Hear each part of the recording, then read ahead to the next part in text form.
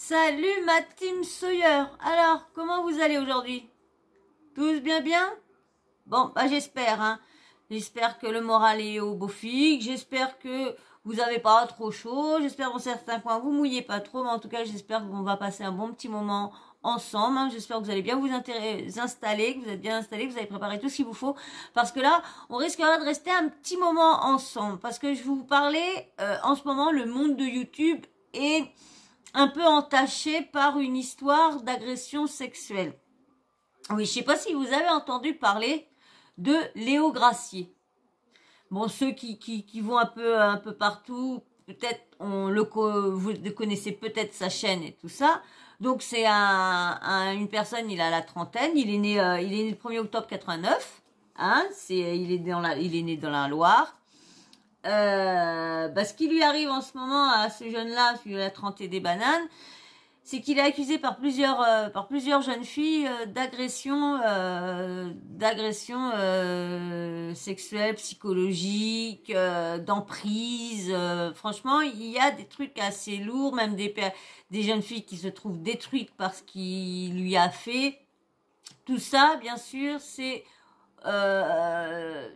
il n'y a aucune plainte. Donc pour l'instant, c'est pas en justice, c'est juste un article que Mediapart a fait et en plus ils ont fait en même temps une émission sur YouTube avec des personnes, des femmes qui ont été agressées psychologiquement et une qui est anonyme. Ils ont pris un nom d'emprunt, Lisa, qui est anonyme, c'est cette jeune fille-là, et qui explique qu'est-ce qui s'est passé, qu'est-ce qui lui a fait, tout ça. Alors, je vais vous dire qu'est-ce qu'il a, parce il a pas mal de trucs à son actif, et après, on va parler après de l'agression. Donc, je vous présente déjà qui est Léo Gracier. Alors, Léo Gracier, c'est un jeune homme, oui, parce qu'il a la trentaine. Il est né le 1er octobre 89 à Saint-Brieuc, en Jarez, dans le Loir. Il passe sa vie en Guadeloupe. Il était dans le Loir, mais ses parents ont déménagé pour le boulot et tout ça, donc du coup il s'est trouvé en Guadeloupe. Il est titulaire. Franchement, il a pas mal de bagages. Hein. Si tout ça s'avérait vrai, il y en a, ils sont bêtes. Ils devraient garder leur saucisse bien ramassée, ou ils la foutent dans le congèle ou je sais pas quoi. Mais quand t'as des bagages comme ça, tu devrais essayer de le pire, c'est que il se fait montrer le gars bien. Franchement, ouais. Alors, il est titulaire en 2006 d'un bac S spécialité SVT. Et il a une licence aussi en biologie des organismes et écosystèmes, un master en biologie évolutive, un diplôme d'études supérieures universitaires, le DESU. Il a effectué ça à Montréal et à Zimbabwe. Il a enseigné aussi la biologie pendant quelques mois avant de se consacrer à sa chaîne YouTube. Alors, il a fait de la vulgarisation scientifique. Alors, la vulgarisation scientifique, en fin de compte, c'est des choses que des scientifiques font. Et lui, il en parle pour essayer de faire ce que les non-scientifiques puissent faire. Et il parle de choses vraiment... là, les vidéos populaires qu'il a fait, c'est à quoi sert un pénis, les enfers artificiels, le paradoxe des drogues agréables, faites des enfants avec vos cousins. Voilà à peu près le style de sort. Donc ça s'appelle de la vulgarisation scientifique. Alors donc il a créé sa chaîne YouTube en 2014. Alors ça s'appelle le Dirty Biology. Alors il y en a qui disent biologie, moi je vais dire biologie, hein, biologie. Dirty Biology. En juin 2014 qu'il a créé sa chaîne YouTube avec son frère Colas. Alors lui, son frère, c'est un illustrateur. Ils sont partis en Chine pour travailler en Chine, parce que il doit bien aimer la Chine depuis son ordinateur. Et puis du coup, il a arrêté ses études, tout le tralala, pour se consacrer à sa chaîne YouTube. Il est aussi écrivain aussi. Il a écrit plusieurs livres. Il a écrit Le coup de la girafe. Le coup de la girafe. Il est paru le 2 avril 2015 aux éditions Scheuille. En plus, il a bénéficié d'une bonne critique des médias scientifiques. Alors vous avez vu, c'est quand même, bon, il y en a peut-être qui le connaissent. Moi, je vous dis, je le connaissais pas du tout. Je connaissais pas du tout sa chaîne. Rien. Je connaissais pas du tout. Alors, il a fait aussi. Alors, il a participé à pas mal de conférences. Il a été à l'école de Lyon. Il a fait aussi en 2017, il a fait un court-métrage d'information et de sensibilisation sur le commerce des armes avec Amnesty International. Alors, en 2017, sa chaîne elle dépasse les 500 000 abonnés. Il a créé une bande dessinée, La Grande Aventure du Sexe, créée avec son frère Colas, qui est sortie aux éditions Lacour. Le 13 mai 2019, il lance la chaîne Vortex, avec la coproduction de Arte et Dailymotion et le CNRS. Le projet met en scène plusieurs vulgarisateurs habitant en colocation et discutant de thèmes variés chez eux. Il paraît dans la première saison de Clotilde Chamouzy, Passé sauvage, Viviane Leland, Skylabus et l'équipe de Pause Process. La deuxième saison est présentée par Eugène Mental, Geste de Science. Alors, voilà, vous voyez, sa chaîne, elle fonctionne bien. Et là, maintenant, il est plus d'un million, et tout ça. En plus, il est le cofondateur de la chaîne Vortex. Donc là, le problème, mais le souci qui se passe en ce moment, c'est que il a des, il est accusé de violence envers des femmes. Alors, en juin 2022, Mediaport rapporte le témoignage de plusieurs femmes vidéastes, l'une témoignant sous le pseudonyme de Lisa, l'accusant d'un VIOL qui se serait produit en 2016, alors qu'il était alcoolisé, et 7 autres, dont l'archéologue Clotilde Chamouzy, l'historienne Manon Bril et la journaliste Marine Perrin, l'accusant de violences sexuelles ou psychologiques, incluant des comportements machistes, un problème avec la notion du consentement et un phénomène d'emprise lors des relations amoureuses. Au moment de la sortie de l'article de Mediapart, aucune plainte n'a été déposée contre Léo Gracier. Dans une publication sur les réseaux sociaux, Léo Gracier conteste totalement les accusations relayées à son encontre et annonce à ce titre à l'entière disposition de la justice. Donc, je vais vous faire écouter quelques passages des filles. Donc, vous allez voir, il y a quand même... et c'est le pire, c'est que tout le monde était au courant. Tout le monde était au courant là-bas. Mais le problème, c'est que la fille en question, il a réussi à faire monter toute l'équipe contre elle. Donc, du coup, ne pouvait plus trop se défendre. Et là, les autres filles sont en train de témoigner parce qu'ils étaient avec, ils étaient dans l'eau à, on va dire, à malmener cette personne-là lorsque la personne, elle avait mal vécu une relation. Comme elle dit, elle était tombée amoureuse de lui parce que c'est le problème, c'est qu'il y en a beaucoup. Ils vénèrent tellement leurs youtubeurs et tout ça, mais c'est qu'ils les connaissent pas. Ils connaissent qui veulent faire voir comme ça devant, mais ils savent pas vraiment comment est la personne. On fait voir ce qu'on veut faire voir, mais en fin de compte, personne ne connaît vraiment notre caractère, vraiment ce qu'on pense vraiment. comment on est, si on est sadique, si on est machiste, si on est pervers narcissique. C'est vrai que ça se voit pas, et vous savez que les pervers savent faire montrer tout autre de leur tête devant une caméra ou devant tout le monde, hein. Donc ils arrivent beaucoup à détourner toutes les choses sur même ses propres collègues. Trouvaient qu'il avait des façons de parler qui étaient ils ont même signé une charte dans leur truc, une charte contre le harcèlement. Alors ça va, je sais pas ce qui va y arriver pour lui.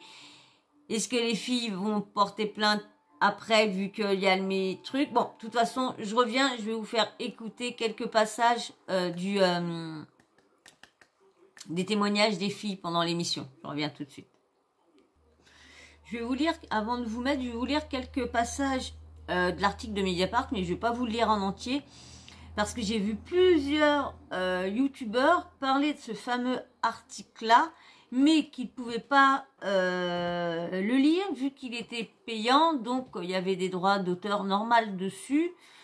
Donc voilà, pourtant moi j'étais sûre, parce qu'il y avait une de mes abonnées qui m'a dit que je pouvais le lire, donc j'ai peur, je vois plusieurs, donc je sais pas quoi faire, donc je préfère vous lire et je vais aller essayer de chercher plus pour voir, parce que j'ai vraiment peur. Pourtant j'ai confiance en la personne qui me l'a dit, et je vous avais déjà fait une vidéo en vous lisant tout l'article, et cet après-midi je vais vous la poster, et j'ai revu encore une autre youtubeur, encore un autre youtubeur qui parlait de cette affaire-là, et qui parlait encore de l'article, et qu'il fallait s'abonner, qu'il pouvait pas, que lui était abonné, mais qu'il pouvait pas en mettre, parce que il se faisait payer qu'avec ça. Alors donc du coup, moi je ne sais pas, parce que moi je m'y connais pas, alors je sais pas.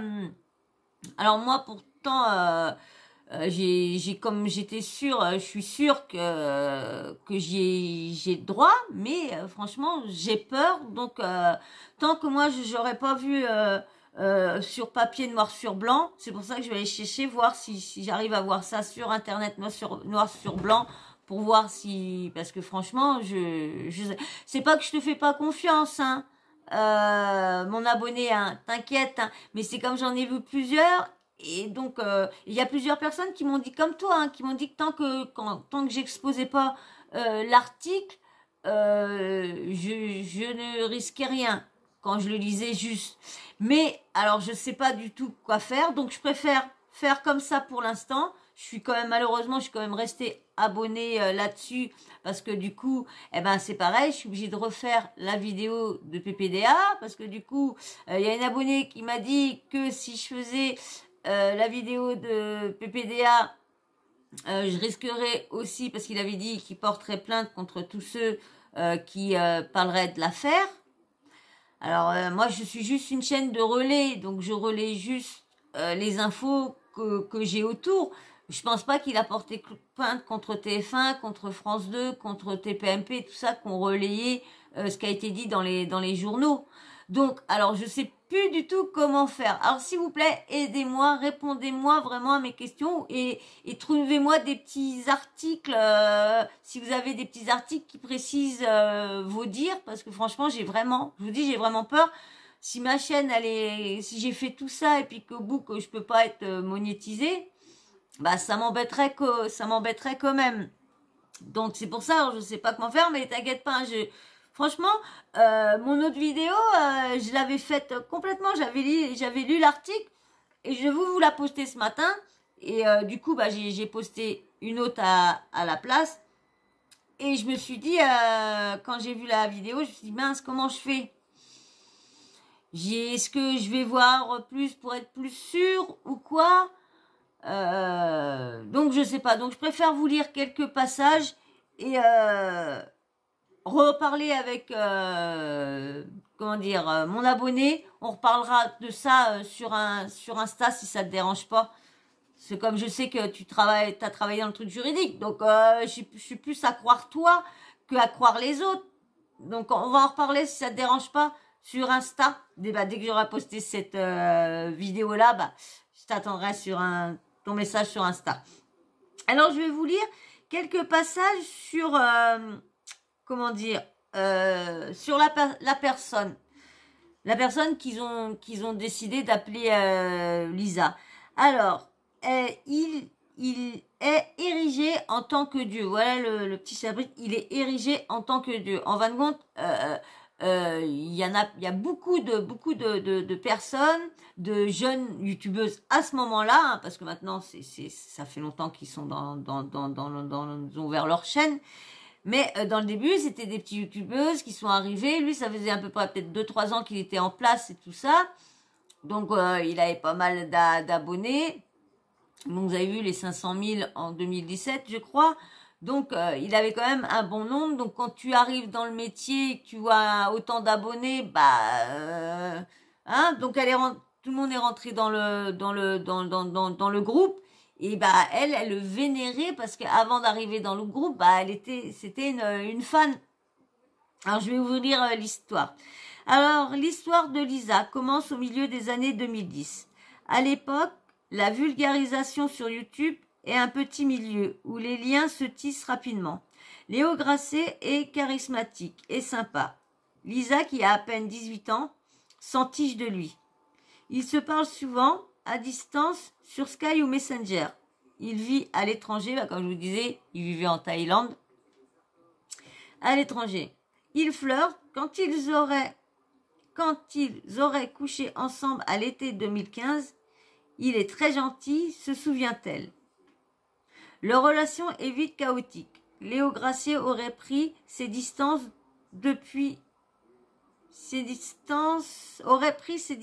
puis renoué.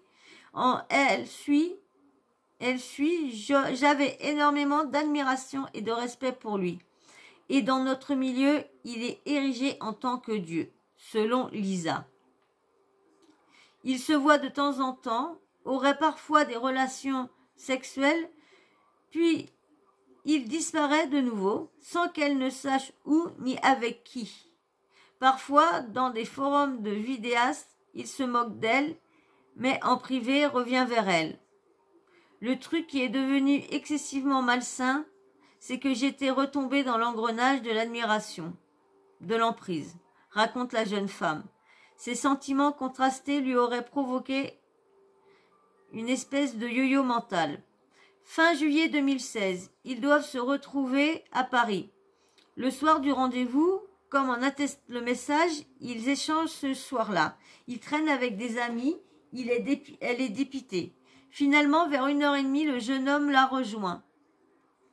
Il est fortement alcoolisé d'après plusieurs témoins. Elle est en colère. Elle ne veut plus faire l'amour, affirme-t-elle lors d'un entretien à Mediapart. Je lui dis plusieurs fois que je n'ai pas envie. Après des caresses, il aurait essayé de se décaler. Un geste qui aurait provoqué une espèce de switch dans son regard. La jeune femme décrit ensuite une scène violente. Léo Grasset l'aurait maintenue avec ses mains autour de son cou et l'aurait pénétrée avec des coups très forts. J'ai eu excessivement peur, raconte Lisa, en larmes durant le récit qu'elle fait à Mediapart. J'ai voulu crier, et il n'y avait aucun son qui sortait de ma bouche. Ah oui, parce que c'est vrai que il y en a beaucoup, il y a beaucoup de victimes qui sont victimes de, comment dire, d'agressions, le disent parce que vous savez. Toujours autour qui dit « Ouais, bah pourquoi t'as pas crié? Il y avait du monde à côté, il t'aurait entendu, nanana, nanana. » Mais tout le monde, chaque victime qui arrive malheureusement à ce stade-là, le dit, qui se sentent, comment dire, prisonniers. Ils essayent de crier, mais il n'y a pas de son. Ils essayent de se débattre, mais ils n'y arrivent pas. Ils sont enfermés dans leur corps, en fin de compte. Leur corps réagit, en fin de compte, comme un blocage, comme un bouclier en fin de compte, comme si c'était pour se protéger, un truc comme ça. Donc du coup bah ça bloque et du coup ça bloque la parole, ça bloque les gestes. Donc du coup c'est en fin de compte c'est un système de défense chelou du corps, mais et beaucoup de femmes le disent qu'elle a beau crier mais il n'y a aucun son qui sort. Alors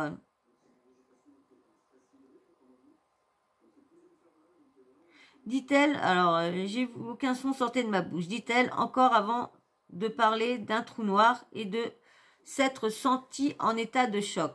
J'avais vraiment une espèce de désonance cognitive maximum. Et je me disais, c'est la personne que j'aime, il vient de se passer ça, dit encore Lisa. Il serait ensuite parti au petit matin. La vidéaste se serait alors frotté le corps sous la douche avec une éponge abrasive. J'ai dû me laver en toute une vingtaine de fois d'affilée. Depuis, Lisa ressent de la honte. Le mot revient sans cesse. Elle a régulièrement des crises d'angoisse. Sa vie amoureuse et sexuelle en a été perturbée. Donc, elle l'a dit à plusieurs de ses proches, mais ils ont jamais prononcé le mot viol parce que, mais quand elle a raconté ça à plusieurs personnes, bah, ils ont dit, si, t'es arrivé ça. Et il y a aussi l'entreprise aussi. Il a essayé de la décrédibiliser dans toute l'entreprise. L'entreprise de décrédibilisation. Devant plusieurs personnes que nous avons interrogées ou dans le groupe de discussion, Léo Gracier tient dès 2016 et à de nombreuses reprises des propos dégradants au sujet de Lisa. Il fait le récit d'une relation à sens unique d'une jeune femme très éprise de lui. Hardcore on love. Quand il lui parle de plan cul. Il sape peu à peu sa crédibilité. Il la présente comme une psycho-bitch ou une mytho et étant le discrédit à la sphère professionnelle. Il emploie alors avec d'autres les maladresses qui peuvent émailler le lancement de sa chaîne YouTube. À l'époque, elle est jeune, manque d'expérience et tâtonne, comme beaucoup dans cet univers très récent. Moi aussi, je viens d'arriver, je tâtonne, mais je vous dis, moi par contre, je me mettrais jamais dans un groupe, jamais j'essaierais de demander un feat, parce que franchement, j'ai remarqué ça, qu'il y a que des problèmes à chaque fois. Donc j'ai remarqué ça. Tous ceux qui s'essayent de travailler avec quelqu'un d'autre ou quoi que ce soit, j'ai remarqué qu'il y a toujours un problème arrivé à un moment ou à un autre. Alors ils font ça pour avoir plus de visibilité, pour avoir plus d'abonnés, pour avoir plus de trucs. Mais plus de trucs amène à quoi? Amène aux histoires, amène aux problèmes, amène aux agressions, amène à tout ça. Et tout est bouche bée, tout ça parce que faut plus aller voir le business que d'aller voir ce qui se passe dans la tête d'une personne qui s'est fait agresser. Et surtout, quand tu vois que dans la boîte, tu peux rien dire parce que le mec, il est là. Il est tellement vénéré par tellement de monde que si elle ouvre sa bouche, vu que déjà il l'a décrédibilisé par tout le monde, même les propres filles que je vais vous mettre tout à l'heure en témoignage, même elles sont dégoûtées de savoir que cette personne-là, ils ont contribué à faire du mal à la personne qui avait subi ça, parce que du coup lui il avait tellement raconté des foutaises sur cette personne-là, mais c'est souvent comme ça, hein. Comme ça, tu décrédibilises la personne. Comme ça, après, si la personne vient te dire un truc, tu peux être sûr que l'autre a tellement bourré la tête avec tellement de choses que du coup, la personne, quand elle vient te voir, tu dis, oui, m'avait prévenu ça. Oui, hein. Alors, tout peut-être, mais rien n'y fait. La méfiance est instaurée. Elle est manifeste quand Lisa va commencer à évoquer des violences, même implicites. Quand elle tweet en février 2019, à la suite des révélations sur la ligue du LOL, elle n'est pas crue par beaucoup. Je me méfie parce que je pense qu'elle est capable d'instrumentaliser tout ça à son profit. Écrit par exemple un vidéaste, pilier du secteur, sur un groupe d'échange entre youtubeurs consultés par Mediapart. Il y a quand même bien... Selon un autre document, un deuxième youtubeur raconte avoir été averti en 2018 par un collègue sur un Discord spécialisé que les méthodes de la vidéaste n'étaient pas scientifiques ou que Lisa avait des sales coups à d'autres, avait fait des sales coups à d'autres vidéastes. C'est dingue, hein, comment tout ce qui balançait pour pouvoir... La participation de Lisa à plusieurs événements est annulée.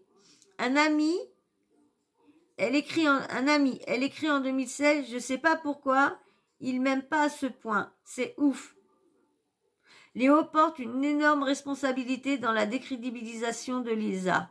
Il nous l'a présentée systématiquement comme une mythomane et il a fini par réussir à la faire passer pour une folle incompétente, se souvient l'un des précurseurs sur YouTube de la vulgarisation scientifique. Longtemps proche d'orthibiologie, il a rompu le contrat depuis qu'il a recueilli le récit de plusieurs femmes. Et s'il a parfois pu être critiqué du travail de Lisa à ses débuts, il regrette aujourd'hui les propos qu'il a tenus. Depuis, j'ai compris, c'est fou de mesurer combien Léo a réussi à créer une bulle et à l'évincer. On s'est senti extrêmement coupable d'être tombé là-dedans. Arnaud Gauthier, la chaîne YouTube Stupide Économie, se souvient lui aussi qu'en 2016, Léo Gracier se moque régulièrement de Lisa avec un langage outrué et sexiste. Sous une impulsion, elle devient, dit-il, un bouc émissaire d'une partie du groupe. Très vite, on lui construit une réputation de meuf qui triche, de meuf malhonnête, rappelle la vidéaste Manon Bril. Or, la réputation sur YouTube est cruciale. Alerté à l'époque, Vincent Maniliev, auteur du livre de référence YouTube derrière les écrans, Ces artistes, ces héros, ces escrocs. Lumineux 2018. En est certain, cela a ralenti l'ascension de Lisa. Elle était exclue de certains milieux. Elle va un jour atteindre 1 million d'abonnés. Cela aurait pu être le cas bien avant, car elle aurait dû avoir bien plus de collaborations sur YouTube. Les partenariats entre deux chaînes est un moyen important de gagner de nouveaux abonnés. Vous avez vu, c'est comme je vous disais, que ça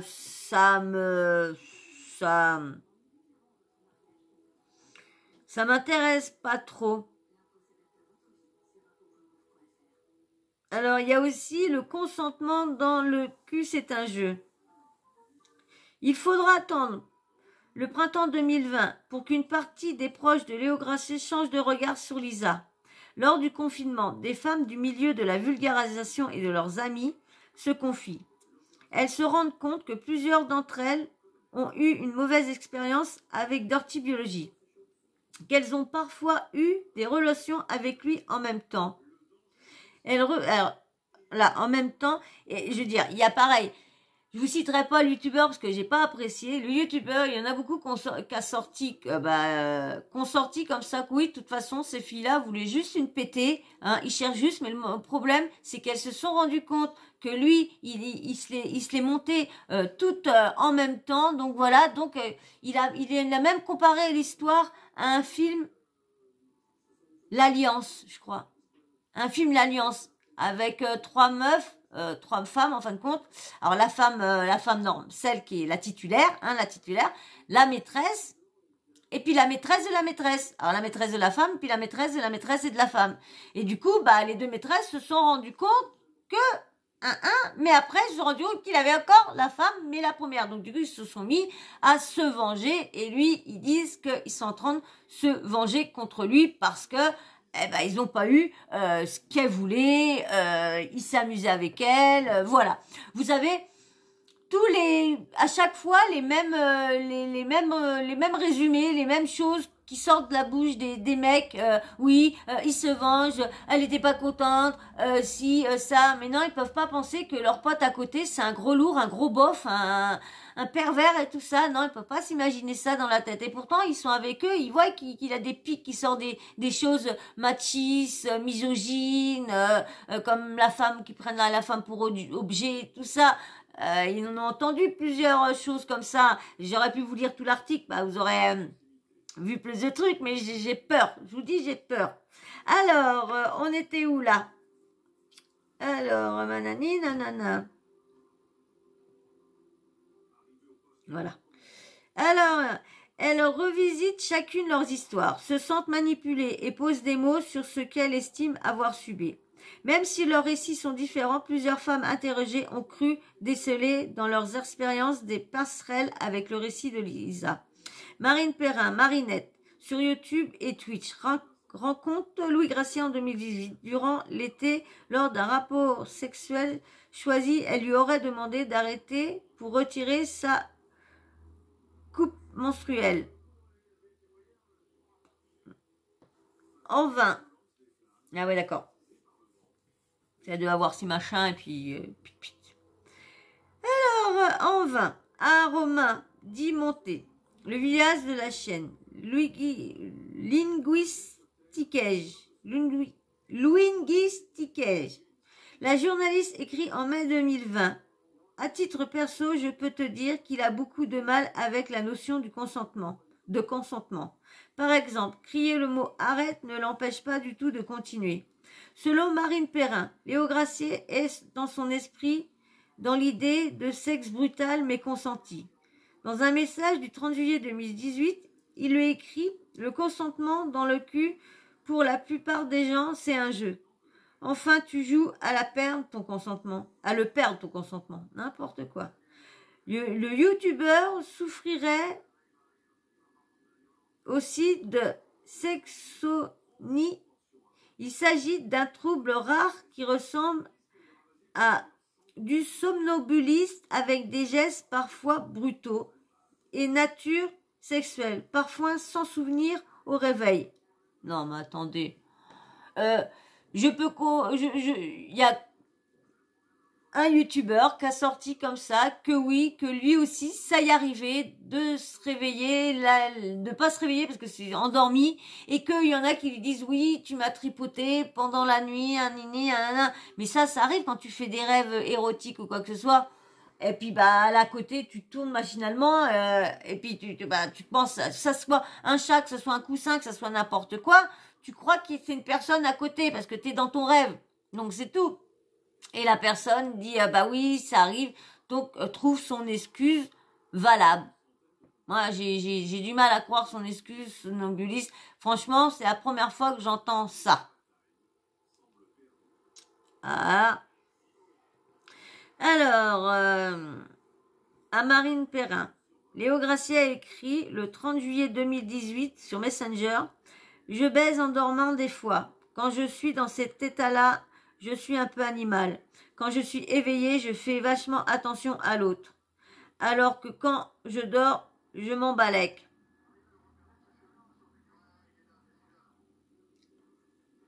Ah là là là là.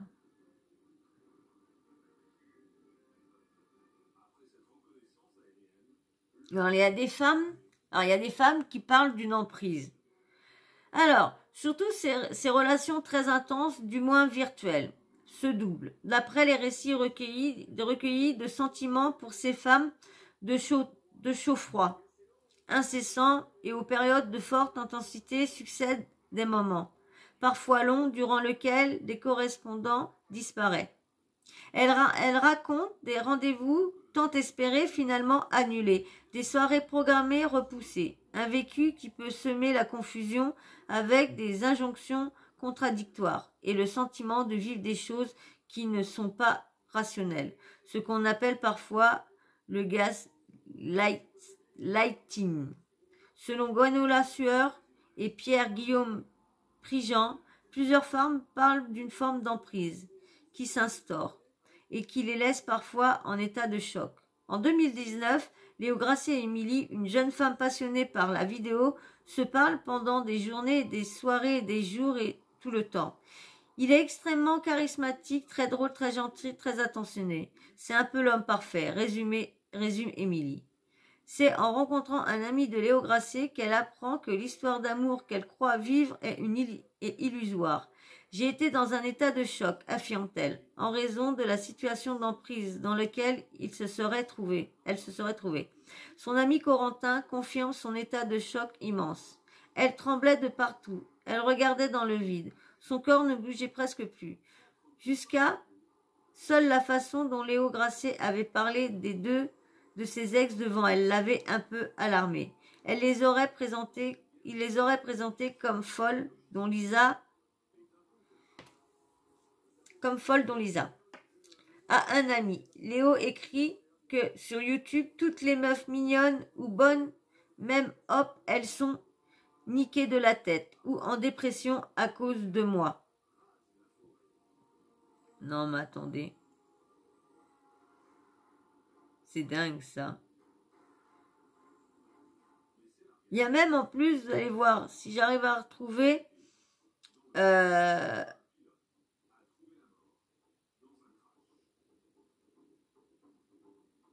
qui en fin de compte qui reconnaissait les faits. C'est la question que je peux pas vous lire tout, et du coup comme j'ai pas d'imprimante, j'aurais une imprimante, j'aurais tout lu et j'aurais surligné les trucs importants à vous dire, mais j'avais commencé à écrire. J'ai vu en 1 heure, j'ai vu que j'avançais pas, donc alors le soutien des youtubeurs. Alors, des youtubeurs en soutien. Au fil des années, plusieurs youtubeurs qui ont souvent des centaines de milliers d'abonnés ont été les confidents de Manon, Émilie, Lisa, Marine et Clotilde. Certains avaient détecté que les choses n'allaient pas vu des signaux d'alerte. D'autres sont tombés des nues. Aujourd'hui, ceux qui ont répondu à Mediapart veulent soutenir les filles. Arnaud Gontier, de la chaîne Stupide Économie, contacte l'association AVFT en 2020 pour savoir comment les épauler. Au début, il remarque uniquement le panel des blagues déplacées de Léo. Puis il recueille au fil des années les confidences, même partielles, de Manon et Clotilde. Théo, de la chaîne Balade Mentale, 650 000 abonnés, a connu Léo Grasset début 2018. Ils ont été assez proches. Il voyait bien qu'il avait plein d'aventures et il s'en vantait. Mais rien de plus. Mi-2021 coupe progressivement les ponts, notamment après avoir reçu les confidences de 2 de ses amis, Manon Bril et Émilie. Fin 2021, il accepte de revoir Léo Grasset. Le petit monde de la vulgarisation sur YouTube est alors informé de certaines accusations pesant sur l'animateur de Dirty Biologie. Je l'ai reçu parce que j'avais besoin de comprendre, mais il a évité le sujet. Il a fait comme s'il n'y avait rien de spécial à dire. J'ai fini par lui demander s'il avait envie de s'expliquer. Il m'a dit que tout n'était que rumeur. Selon Théo, son interlocuteur se serait même interrogé devant lui. Franchement, quand je vois comment on me traite aujourd'hui, des fois j'en viens à me demander si je n'ai pas violé Manon ou Lisa. Théo est resté estomaqué par ses propos qu'il a rapportés à plusieurs de nos sources. Léo Grasset n'a pas répondu à ce point. Choqué par les confidences de Manon Bril, montée de la chaîne Linguistique, raconte avoir confronté Léo Grasset sur Messenger en avril 2020. Franchement, Léo, ouvre ton comportement avec les meufs, non? Écrit Romain. Réponse, j'ai clairement des torts. Il y a un peu de slut-shaming, stigmatisation du comportement sexuel de certaines femmes. Slut-shaming. Oh là là, puis moi, mon anglais de 0. De certaines femmes. Là-dedans, effectivement, un peu de vrai. Merde que j'ai faite ici et là. Et le storytelling. Léo Grasset plaide l'indifférence aux rumeurs. Tu sais, les infos comme ça circule comme un feu de paille. 3 maillons de la chaîne, plus loin, j'aurais harcelé une meuf et 5, j'aurais agressé sexuellement. Des rumeurs dont il aurait eu connaissance dès 2019. Fred et Thomas de la chaîne La Tronche en Biais ont reçu un mail envoyé par une abonnée le 25 octobre 2019 qui fait l'état de rumeurs d'agression sexuelle sans aucune preuve de ça à l'heure actuelle. L'abonné prévient pour éviter qu'un scandale entache toute la communauté de la vulgarisation scientifique. À l'époque, Thomas pense que cela ne repose sur rien de concret.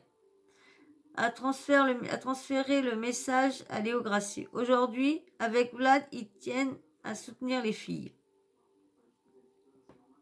Alors là, il y a la réponse de Léo, comment dire, ils ont contacté Léo Gracier. Je vais vous lire la petite boîte noire. Prénom d'emprunt pour respecter l'anonymat. Contacté vendredi 17 juin par nos soins, Léo Gracier nous a d'abord donné un accord de principe pour un entretien texte et vidéo. Rendez-vous était pris pour mardi 21 juin. Avant que le vidage ne change d'avis, j'ai pris le temps de solliciter les conseils d'experts sur le sujet pour prendre une décision éclairée. À la suite de ces discussions, j'ai pris la décision de ne pas répondre aux questions de Mediapart sur les allégations mentionnées dans votre précédent email.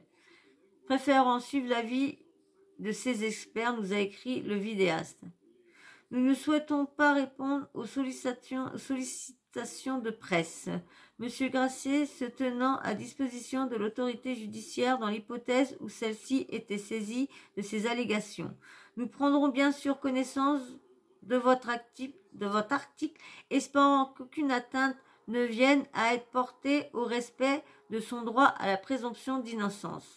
Ont ensuite indiqué ses avocats Camille Loyer et Fares Edel. Relancés avec l'envoi de nos questions, ceux-ci ont confirmé le choix de leurs clients de ne faire aucun commentaire. C'est après la publication de cette enquête que Léo Gracier a publié un communiqué à lire dans les annexes. Toutes les personnes citées dans cet article ont relu leurs citations, celles qui ont choisi d'être anonymes, notamment par crainte de cyberharcèlement de certains fans fréquents sur YouTube. Nous ont fourni une attestation en cas de police judiciaire. Constaté l'auteur du mail envoyé à la chaîne, la tronche de biais, alertant sur des rumeurs d'agression sexuelle, n'a pas donné suite à nos sollicitations. Donc c'est un peu quand même bizarre ça. Hein?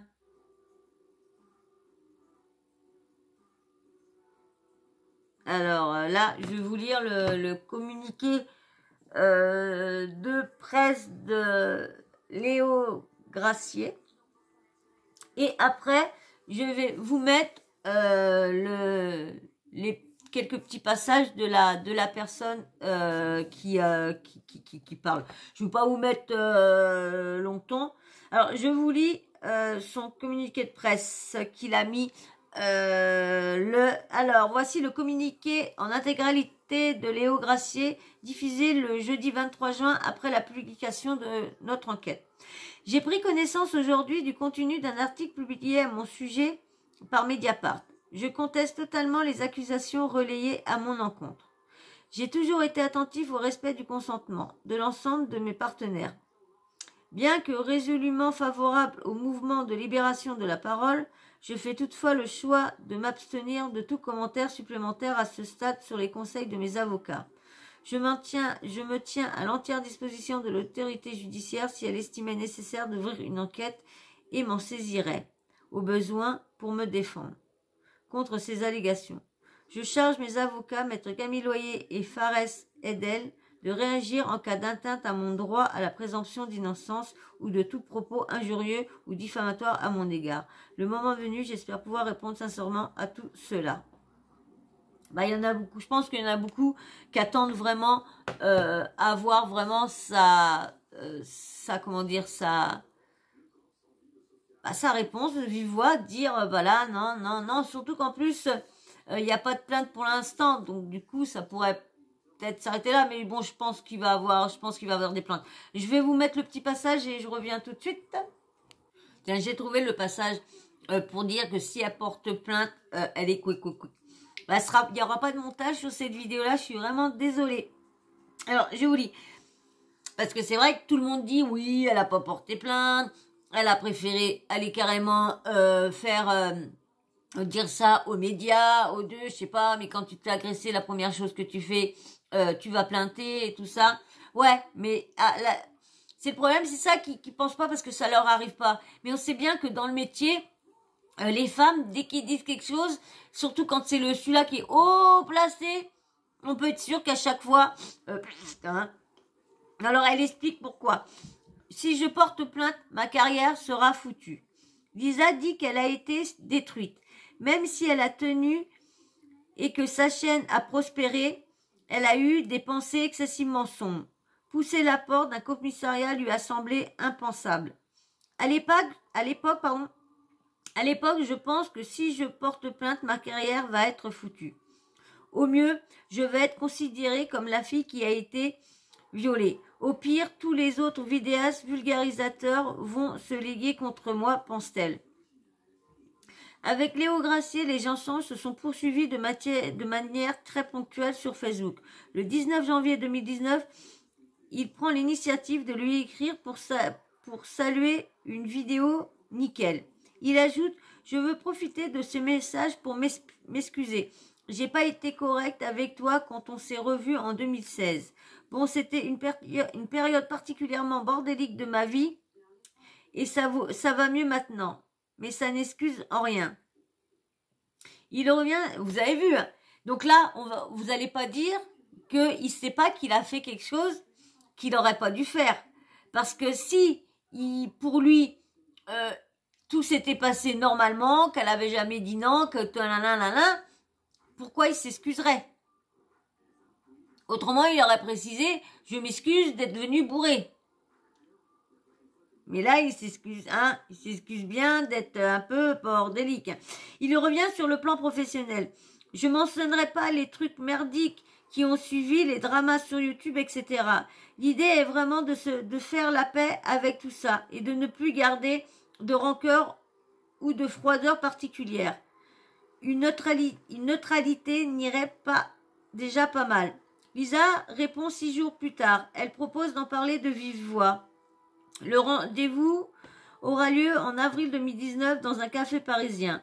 D'après son récit, Léo Gracier se serait excusé, expliquant à propos de la nuit de juillet 2016 qu'il était bourré et parlant d'une erreur de jeunesse. Un récit que la jeune femme a fait à plusieurs proches. Le 19 avril 2019, Léo Gracier écrit « Cette discussion a fait du bien ». Réponse de Lisa « Oui, c'était une bonne chose. Si tu veux en reparler, au besoin, n'hésite pas. Il n'y aura pas de suite. » Alors maintenant, je vais vous faire passer le petit passage de Lisa quand elle parle dans Mediapart, quand ils l'ont interrogée. Je reviens tout de suite. Voilà, alors je vais vous faire écouter. Allez, hop. Alors Lisa, c'est une vidéaste connue sur YouTube. Elle souhaite conserver l'anonymat. Lisa a rencontré Léo Gracier pour la première fois en 2014. À l'époque, elle a à peine 18 ans. Elle lance sa chaîne YouTube. Et puis, selon son récit, elle va le revoir en 2016. Leur relation, à ce moment-là, évolue. On a commencé à entretenir une relation à nouveau plus continue. On alternait entre eux. On se voit, on passe des super moments ensemble. Et on se voit pas, et j'ai plus de nouvelles du tout. Quand on était que tous les deux dans la sphère intime, dans le cadre privé, il était tout mielleux. Il me disait en fait toutes les choses que j'avais besoin d'entendre pour être rassuré, et pour rester, et pour continuer. Mais dès qu'il était plus là, c'était l'inverse. J'ai un souvenir dans une conversation où on discutait d'envoyer un document, et j'ai demandé est-ce que je peux lire ce document-là, c'était pour du travail. Et il m'avait répondu, donc devant tout le monde, hein, cette phrase de je sais pas si je peux te l'envoyer parce que y a pas d'image, tu saurais pas le lire.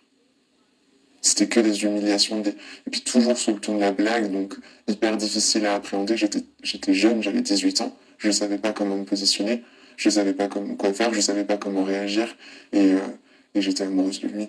Donc tous ces chauds froids, tous ces hauts et tous ces bas. J'étais sous tension et j'étais sous emprise, mais vraiment à fond. Et je commençais à en souffrir. À la fin de juillet 2016, elle et Léo Gracier doivent se retrouver à Paris. D'après des éléments recueillis par Mediapart, il arrive chez elle tard dans la soirée. On avait prévu de se voir la veille de son départ en avion en Islande. Et moi, ça comptait beaucoup pour moi, cette rencontre, parce que c'était un peu la dernière fois que j'allais le voir avant qu'il s'en aille. Et il s'est pointé à 1h et quelques du matin. Il était complètement alcoolisé. J'ai ouvert la porte et il puait l'alcool. Et j'étais en colère parce que c'était une soirée qui comptait pour moi et je me sentais pas respectée, je me sentais même presque ouais, prise pour une conne. Hein. Mais très vite, il m'a dit viens faire un câlin, viens faire un câlin. Et là, je lui ai dit je suis pas du tout dans ce mood-là, j'ai pas envie de ça là. J'ai pas envie, je suis en colère. Et il insistait viens faire un câlin, viens faire un câlin. Il était allongé sur le lit, il avait les bras ouverts, il faisait que de me dire viens faire un câlin. Et j'ai fini par céder. Il s'est mis sur moi et on a commencé à avoir des rapports sexuels.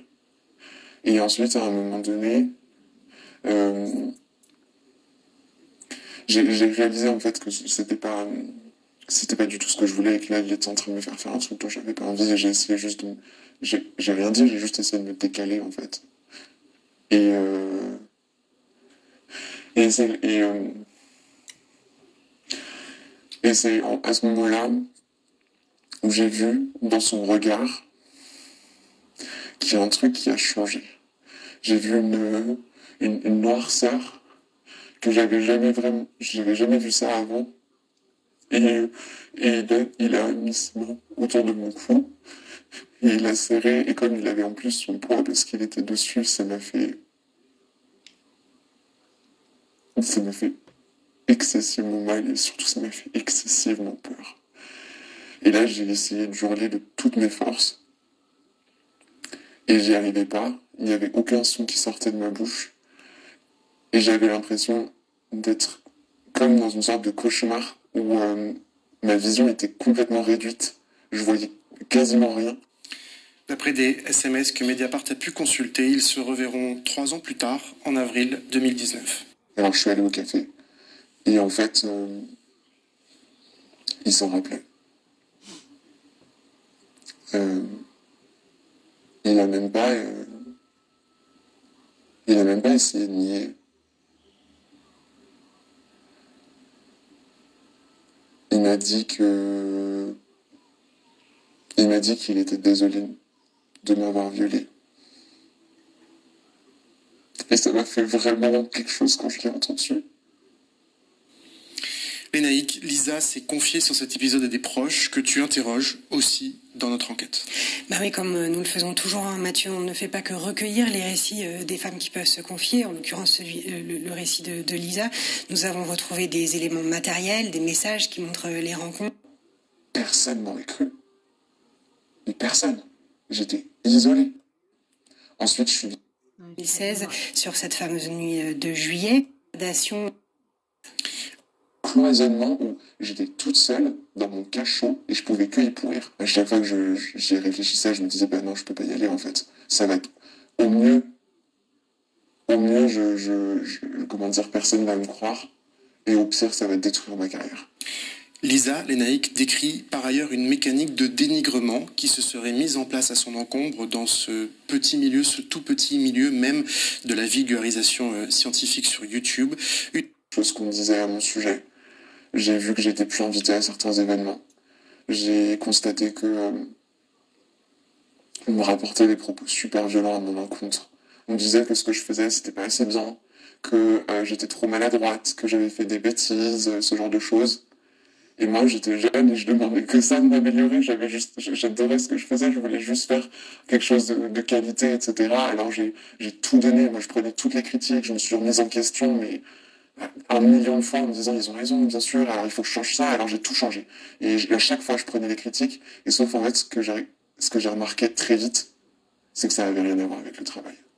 C'est que peu importe le degré d'effort que je pouvais mettre, les critiques, elles étaient toujours là, j'étais toujours pas invité à des événements, et j'étais toujours la paria, en fait. Et là, j'ai commencé à comprendre qu'il y avait quelque chose qui allait pas, et que ça n'avait rien à voir avec le travail. Je pouvais pas ouvrir YouTube, qui est quand même mon espace de travail, donc on pourrait associer pour une entreprise à un bureau, en fait, sans voir tous les gens qui essayaient de me détruire, parce que je pense qu'on peut utiliser ce mot-là, et la personne qui m'avait fait autant de mal. J'ai pensé arrêter carrément YouTube, et j'ai pensé arrêter tout court, en fait. J'ai eu des pensées excessivement sombres. Lénaïque, cette... Alors, je vais vous mettre maintenant le passage des filles qui se sont rendues compte que ce qu'elles avaient fait, que en fin de compte c'était lui qui avait monté toutes les filles contre Lisa, la fameuse Lisa, pour la discréditer. En fin de compte, pour que si cette affaire-là sorte un jour, que personne n'y croit. Et c'est ce qui s'est passé quand elle est venue en parler. Tout à fait, c'est ce que j'allais dire. Je peux en témoigner directement puisque j'ai été très très active là-dedans. Donc en gros, je vais essayer de faire l'histoire courte, mais nous, notre relation avec Léo Grasset a commencé début 2016, donc il y a chevauchement avec Lisa. Et en plus, j'ai su ensuite qu'il y avait eu chevauchement et qu'ils avaient simplement couché ensemble. C'était la version que j'avais, bien sûr. Ce soir-là, que c'était une erreur, nanana. Donc il m'a raconté ça, mais en m'en parlant pas. Enfin bref, c'est atroce en fait plus tard de se rendre compte ce qu'est la scène en vérité. Et donc du coup assez vite il y a eu, comme en fait il se trouve que c'est Lisa qui m'a appris, sans savoir en fait qu'il y avait chevauchement, que à ce moment-là ils ont couché ensemble et que du coup c'est en même temps que nous on se voit, etc. Tout de suite il y a eu une tension entre nous et moi n'étant pas du tout je sais pas, spécialement déconstruite sur le girls hate ou ce genre de truc, je me suis braquée tout de suite et je me suis dit pourquoi elle me raconte ça collait avec la réputation qu'il avait fait depuis un moment, mais que tout le groupe confirmait parce que c'était implanté dans tout le groupe. Donc moi je me disais bon, il y a pas que lui qui me le dit, ça a l'air en effet d'être quelqu'un qui a un problème avec la vérité, l'ex-folle, le fameux pattern, tout ça. Et là en plus elle vient me voir en me disant ça, elle veut me nuire en fait, elle veut me faire du mal, elle n'allait pas me le dire, etc. Et ensuite, derrière, pendant un moment, j'ai eu le doute de non, mais c'est peut-être toi qui prends mal ça, alors que elle y est pour rien. Entre lui et moi, ça a été un sujet de tension en permanence. On s'engueulait très fort par rapport à ça, bref. Mais en fait, derrière, il y a eu un enchaînement d'actions où moi, dès que je pouvais confirmer dans la version qu'il m'avait donnée et dans ma jalousie et ma colère que j'avais contre elle, dès que je pouvais trouver des éléments pour confirmer l'histoire que je m'étais construite, qu'il m'avait construite, je sautais dessus, quoi. Et donc j'ai contribué à dire mais regardez, elle fait ça pendant des années c'est le truc. Il a vraiment bien réussi à monter tout le monde autour contre vraiment cette personne-là. C'est dingue, hein. Truc qui regretté aujourd'hui, mais qui est atroce pour moi que lui m'ait fait souffrir, ça c'est une chose, mais qui m'ait fait enfoncer, participer à enfoncer une victime d'après elle de viol, ça passe pas, j'arrive pas à le digérer. Bien sûr. Marine Perrin, vous avez rencontré Léo Grasset en 2018. Ce dénigrement, vous aussi, vous l'avez constaté? Oui, je l'ai constaté. Moi, je suis arrivée plus tard dans ce milieu-là, donc j'avais pas assisté à tous ces moments, même qui pouvaient être partagés dans la collectivité. Par contre, je me suis retrouvée intégrée dans ces groupes de discussion, notamment sur Internet. Et je voyais ce dénigrement brutal, violent, cette façon de toujours s'en prendre à elle sur des choses qui n'ont rien à voir avec le travail. Ça a été le cas quand, peu après la Ligue du LOL, elle a tweeté de manière, c'est retranscrit dans l'enquête, un peu opaque, qu'elle avait vécu des choses difficiles, ce que n'importe quelle femme dans un milieu un peu de pouvoir a probablement vécu. Donc pour moi, c'était certain que c'était probablement vrai.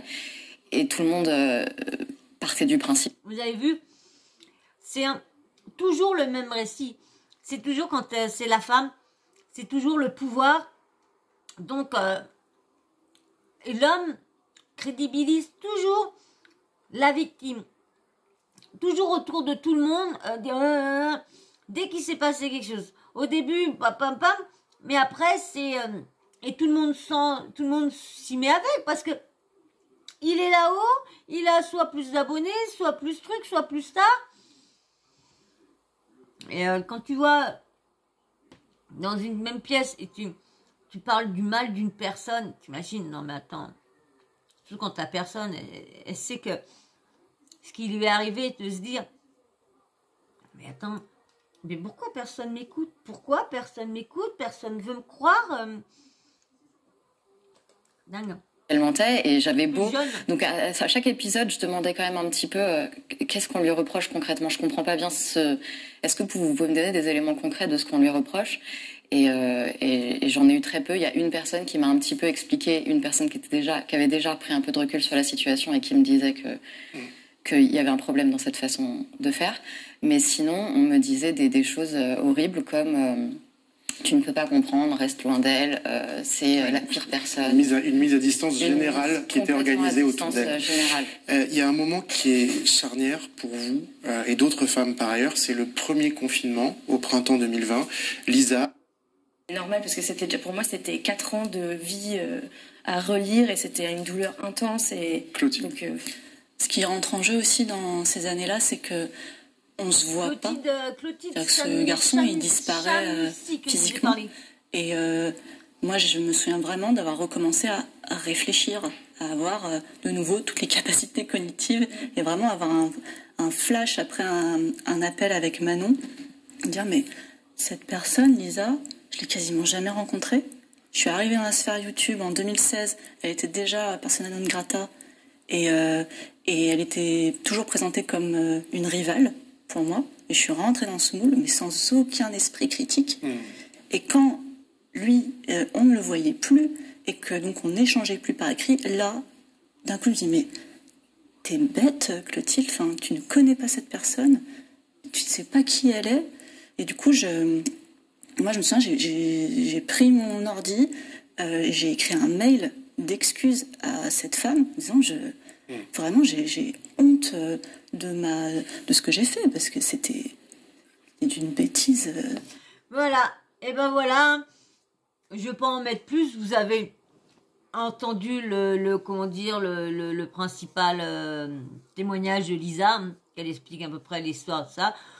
Pour l'instant,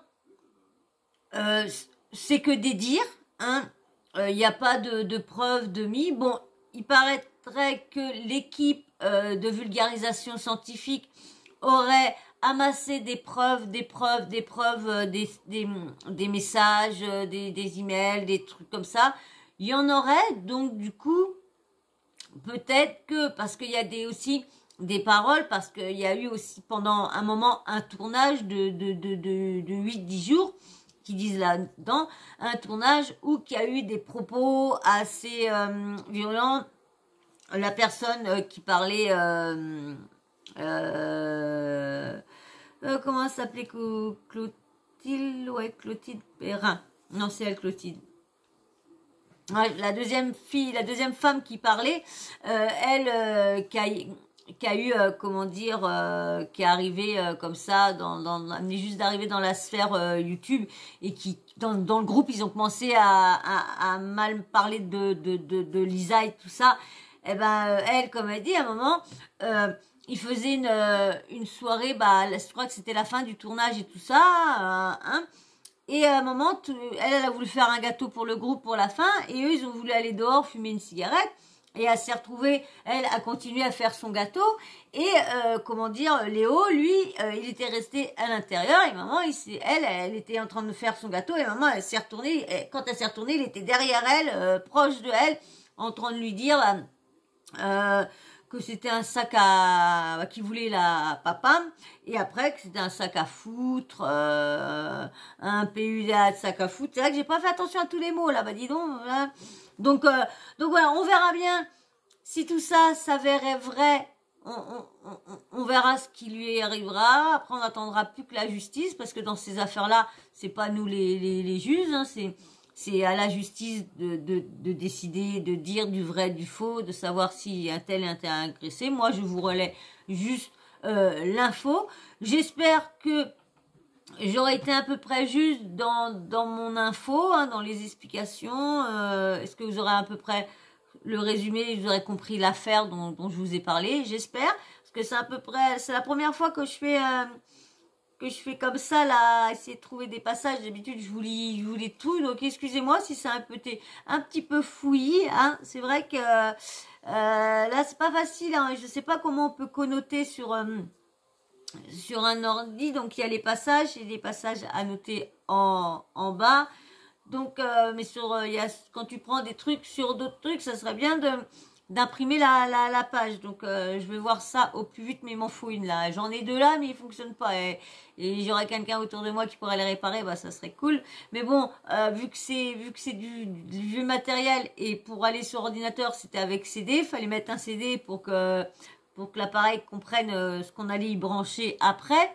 Alors, dans les nouveaux, je sais pas comment que ça se passe. Est-ce que ça se trouve que ça passerait pas sur, puis moi, comme c'est juste un portable, donc tout ne va pas sur les portables. Et bon, bah voilà.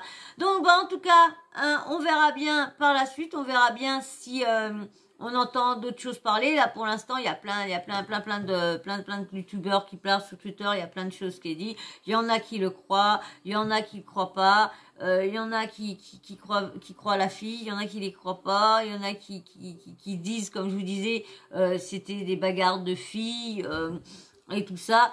On verra bien, mais en tout cas, c'est vraiment bête de ce qu'il avait grimpé, de tout foutre en l'air comme ça. Franchement, c'est bête. Pour un bon youtubeur comme ça, c'est bête. Et ben voilà. Et ben moi, désolé, on aura mis 1 heure, quand même plus d'1 heure. Bah, cette vidéo, elle ne sera pas, il y aura pas de montage, hein. Et puis, bah, comme moi, aujourd'hui, dimanche, j'avais plein de trucs à faire et tout ça. Donc, j'ai pas été voir mon petit neveu. Donc, du coup, ma petite nièce, j'ai pas pu aller vider. Et avec les douleurs, je pouvais pas prendre le scooter, donc c'était horrible. Mais ça allait mieux ce soir avec les tâches, plein de cachetons, puis après ça va mieux le soir. Voilà. Et ben en tout cas, j'espère que vous aurez quand même passé un bon moment avec moi. Moi en tout cas, j'ai passé un agréable moment avec vous, hein. Même, excusez-moi, c'est 1 heure. Je sais qu'il y en a que ça va faire plaisir, il y en a qui vont regarder jusqu'au bout, il y en a qui vont pas regarder. Bon, ben c'est pas grave. C'est pas grave. Bon, bah, en tout cas, j'espère que vous aurez quand même passé un bon moment avec moi, et puis que la chaîne aura été concrète, et puis bien construite. Voilà, concrète, bien construite. Voilà. Et ben, si toi, t'es toujours là, et puis que t'es toujours pas abonné, allez, vas-y, abonne-toi. Un petit like, hein. Pensez à liker, c'est très important pour la chaîne. Et puis, bien sûr, vous me dites ce que vous pensez en commentaire. Et la petite cloche de notification, n'oubliez pas de l'activer. Bah oui, je continue à faire les gestes parce qu'au cas où j'arriverai à faire les montages. Mais non, parce que 1 heure, déjà 58 minutes, c'est mort. Bon, je peux pas faire le montage quand j'ai une vidéo qui dépasse 58 minutes. Donc, du coup. Bon, bah voilà.